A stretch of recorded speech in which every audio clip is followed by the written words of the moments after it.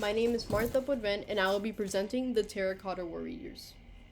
Disclaimer that I may butcher some of these names as they're in Mandarin and I don't speak Mandarin. The CED Tag for the Terracotta Warriors is Terracotta Warriors for Mausoleum of the first Qin Emperor of China, Qin Dynasty.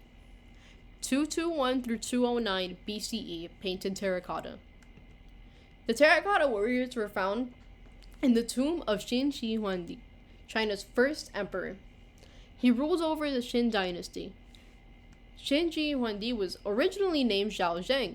He was born to Shang Shu and a concubine mother to a rich merchant named Lu Bui. Lu Bui, motivated by money, helped Shang's father become king of the Qin state. Once Zheng became of age, he became king. His first act was to murder his mother's lover and exile the rich merchant because of his involvement in the affair. Shang gets rid of the 6 rivaling states one by one through the use of bribery and his skilled generals, which eventually unites China for the very first time, as China was separated into multiple states. He then declared himself the first emperor of China as in honor of his achievements. He named himself the first sovereign emperor and adapted the name Qin Shi Huangdi. However, due to 3 nearly successful assassination attempts, he began to isolate himself from the common people. He then passed away during an execution, being buried in the mausoleum. All the information that is known about the first emperor is on the assumption that Han's dynasty's Confucian scholars were truthful, which is probably not the case, as Han Dynasty wanted to disparage the Qin Dynasty.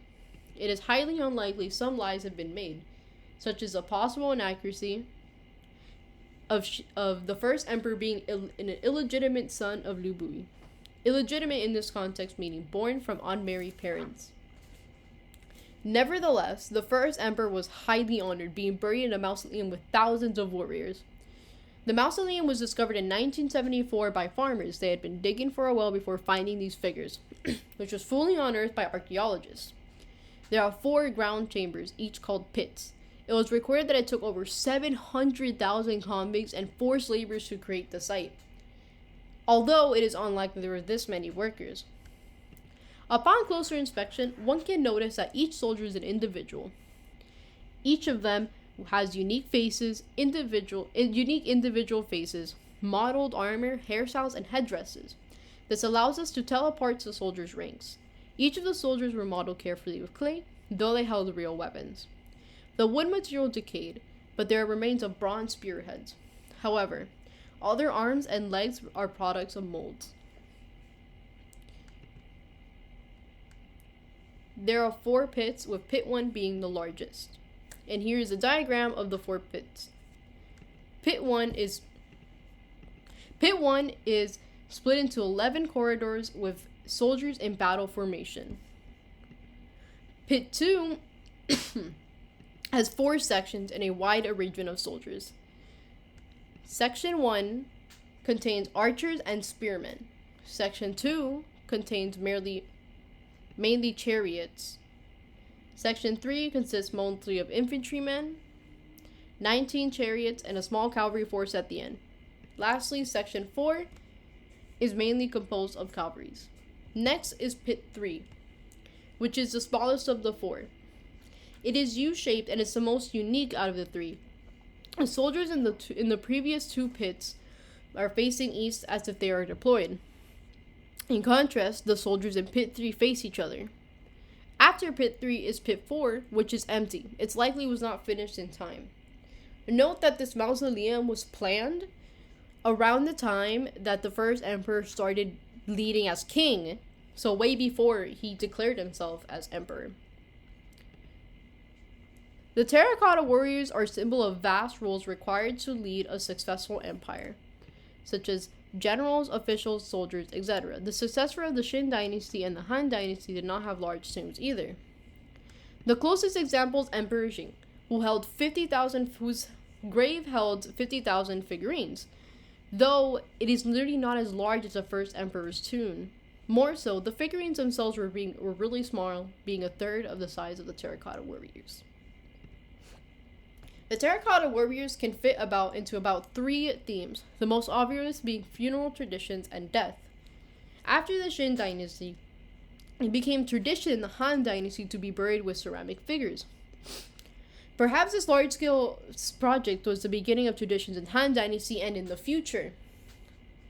As in China, there has been repeated traditions of important figures being buried with objects that may symbolize their importance, such as the funeral matter of Lady Di.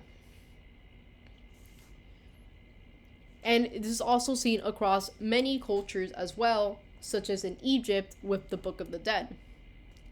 Another theme may be innovations, material, and techniques. This huge sculptural project was an innovation, especially considering the individual faces and armor. More so, the terracotta warriors are one of the first examples of mass production in history, which can be seen by the fact that the terracotta warriors' arms and legs were made by molds. Finally, image of power can also be applied to the terracotta warriors. The terracotta warriors show assertiveness and military powers that the first emperor held during the Qin Dynasty's rule. It reflects upon his ambitious personality and his powerful leadership in army and in war. The importance of the terracotta warriors is extremely prevalent, and especially in APR history.